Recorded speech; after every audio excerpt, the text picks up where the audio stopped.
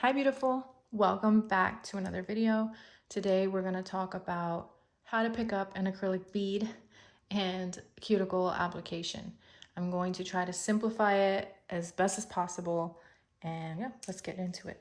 The first thing I want to talk about is your brush. Make sure you're choosing the right brush. It doesn't have to be a specific brand, but you want to make sure that you do your research and basically use one that is 100% Kolinsky. And I believe this is a size 12. I will double check. If not, I'll leave it in the description box, but this is a number 12. And that's basically for me middle of the road. If not, you can start with a 10 if you're just starting out, okay? So let's start with beads, okay? So you're gonna have your cover acrylic. Cover acrylic is your most used, like it's like a staple, a must have. So you wanna choose a cover acrylic that you like to work with. It has taken me a lot to figure out what I like and what I don't like. So unfortunately, like you can watch people using products and stuff like that, but there's nothing like trying it yourself. And I know from experience, there is nothing like trying it for yourself. Okay.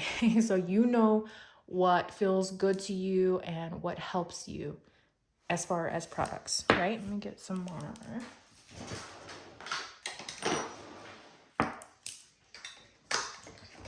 Hopefully this video is not all over the place. Wait, hold on.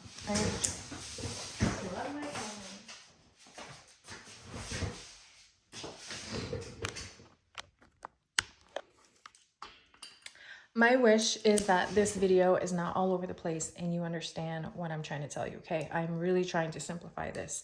I do have a liquid to powder ratio formula that I created for those of you that need numbers as a guide to start with. Of course, once you're comfortable, you're just gonna pick up beads like it's second nature and you won't even think about the formula. But to start out, it is really helpful, and I got a really, really good amount of feedback as far as the formula is concerned. So if you look back on my channel, it'll be under, I think it's like the perfect liquid to powder ratio formula for beginners, or my perfect formula for beginners. I don't know. I don't know why I put so much monomer in there, but I did. Okay, so with picking up beads, so with a number 12, right, it's only going to hold so much monomer. Oh, also when you break in your brush, new clip, I'll try not to edit this video, but I plugged the charger in and the charger wasn't plugged into the wall. So my phone died. So we are back, okay? So now I forget what I was starting with. So when you break in your brush, like you first get your brush, you have the glue, right? So you want to like flake it off as much as you can, just like gently brush all that glue off. And then you're going to take a little bit of monomer and just, you know, start to swipe your brush until you get all of that glue off, right? This one doesn't have glue, but you're going to have a little bit in your dapping dish. And then once you feel like all of that glue is out, then you want to just get rid of that monomer and start fresh. Okay, so the first thing we're gonna do is you want to make sure all the bubbles are out. So you wanna make sure your brush is nice and saturated, okay? And when I talked about before, as far as middle of the road, a medium bead is pretty much gonna help you with most things as far as building an acrylic now, right? So I'm trying to keep it real basic because this is just how to pick up an acrylic bead. So you're just gonna dip your brush, swirl, make sure it's saturated, and then you're gonna dab twice, and then dip, and then hit twice, okay? You're gonna go 1, 2, and then that's gonna be your medium bead, okay? And then that's it, you picked it up. But you saw how I'm going at an angle. I'm not doing this. So like if you just do this, you're gonna have acrylic on both sides. All right, and then see how acrylic just stays stuck on the other side. So you don't want to do that. Okay, so 2-2 is a medium. It's a 1, 2, 3 on one side, and then 3, 2, 1. And 2, 2 are matched together, so that's going to give you your medium. The top's going to give you your big or your large, and then the bottom's going to give you your small. So hopefully that makes sense. So, and let me see if I have a pen in here. Do I have a pen? Shoot, I don't have a pen. So what I'm trying to explain is if you dab once and then you hit in here or dab 3 times, that's going to give you a large bead, right? See that? The difference? And then if I dab 3 times, 1, 2, 3, and then only dab once, that's going to give me my small bead. So that's like to fill in any little gaps or anything that you guys might have. So there you go. See, 1, 2, 3. So that is how you want to pick up an acrylic bead. Your brush is angled, and so those are the dabs you want to do. So you want to do 1 dab and then dip in 3 times. 1, 2, 3, because you want a big bead. So that's more powder. And to see that consistency? Perfect. And then you're going to do 2, which is your medium bead, which is usually what I use the most. There's that. And then you dab 3 times and then go in once. And then you got your smaller bead. Okay? Hopefully that helps. That's a good start because you want to really focus on liquid to powder ratio. And then, but that's it. So you want to make sure your brush is saturated. Make sure you're like, you know, wiggling the tip to get that, hold on. Is this gonna die again? Hold on.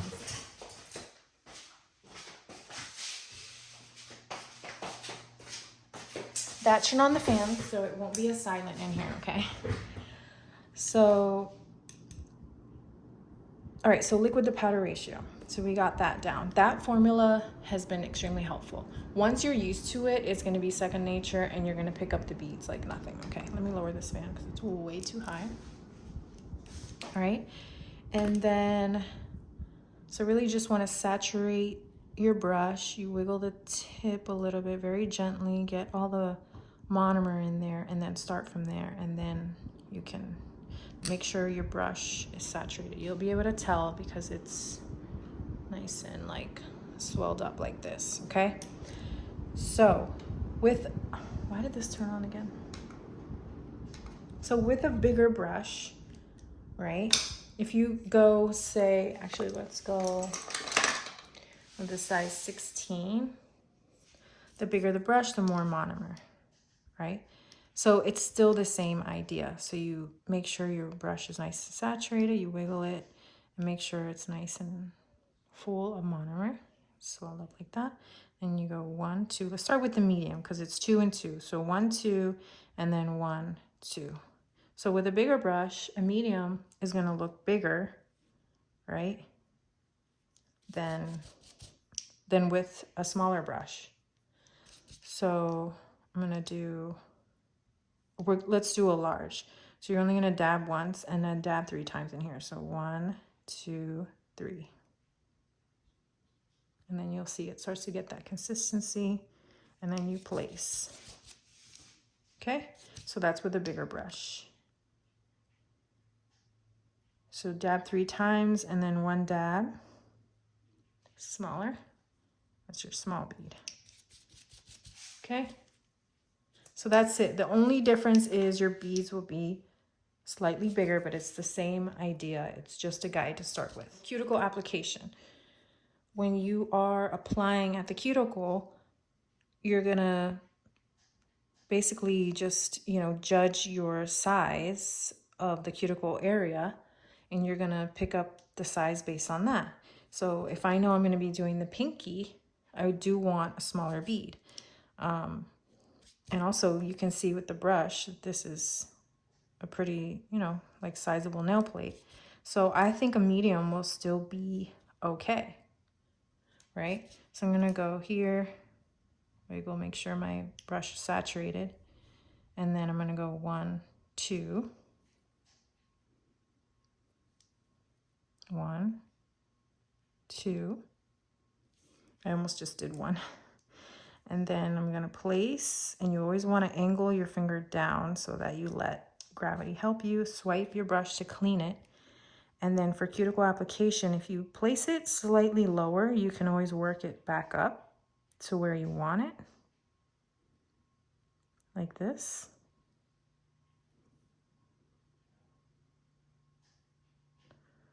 Okay.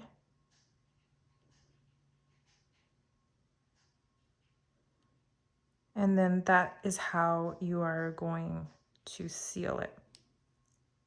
So actually I had a question about, or not a question, I read a comment about having trouble with lifting. I'm going to explain something real quick. So think about someone that lays tile, right? Or not tile. Say like they're laying a vinyl flooring on the floor, and you have your cement flooring, right? If there are rocks or any kind of debris before you lay the flooring, there's going to be issues, right? As you step, and over time, if you're stepping over the vinyl, it's going to get ruined and it's going to lift up or it's going to break through. So it's kind of the same idea. I don't know if that's a good analogy, but basically what I'm trying to say is you want to make sure that when you are etching your nails and filing with the sanding band, you want to use a 240 grit or a 180. You're making sure you're getting rid of any cuticle, you know, or some people would say dead skin on the nail plate, and get it off. Okay, because you want a nice smooth canvas just like this. You want it to be nice and clear. So after you're doing that, you're gonna take, after you've etched your nail, right, you're gonna take a manicure brush and your swipe. It could be either isopropyl alcohol or swipe by Young Nails, anything that's gonna cleanse and dehydrate your nail, and you're gonna brush down. You wanna make sure you're getting rid of all the work that you just did, the prep work. Okay, and make sure, and you want to, you know, analyze your nail, make sure there's nothing sticking up or on the nail plate, because anything in between the acrylic and your nail plate is going to cause lifting, specifically here, because where the thinner the acrylic is, the more excess it has to, you know, to like lifting, especially here, right? So that's my advice, is just make sure with prep you are getting rid of everything on the nail plate, starting with a clean canvas. And then when you go to apply acrylic, you're sealing the acrylic around the cuticle area. That's also important when it comes to lifting. So I'm gonna go here. We're gonna do a medium bead just for the cuticle area. 1, 2. Okay, and then I'm gonna place it right at the cuticle. Like if you choose to do it that way instead of building it up or pushing it up, you can do that. And then you want to start swiping down on your sides so that they don't start to, you can always angle, like some people lower the finger like that so that gravity, you know, pulls the acrylic down. But that's pretty much it. But you see in this area, when you're dabbing it here, I'm at an angle, right? So I'm going to go in at an angle and I'm sealing this acrylic to the nail plate, making sure that it's blended into that nail plate. And that has helped me a lot too. So you want to make sure. So basically it joins the nail plate as one, and that's going to keep you from lifting. So the combination of that and making sure you have no debris or cuticle, dead skin, anything on the nail plate, that's really going to help you. Okay? So that's that. So I'm going to go in, let's try a bigger bead. So we got one, dab one, and then 1, 2, 3 for a big bead.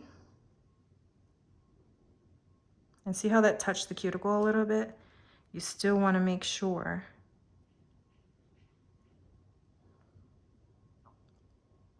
so this is a good example of how that could create some lifting, right? So that's a lot of acrylic to be placing around the cuticle. You don't want to go in the cuticle area with a big bead like that, because that's just gonna, you know, make you work harder and you're gonna be struggling. So that's a good example. So see how some of the acrylic got on the skin there? So that's a good example of what not to do. I mean, you can always go in here and try to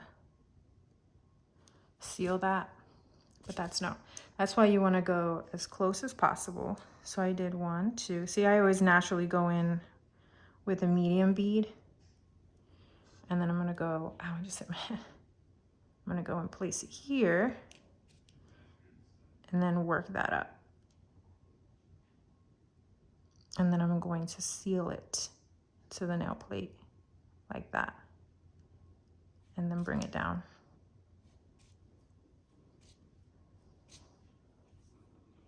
And that's kind of touching the skin right there. So I want to separate that.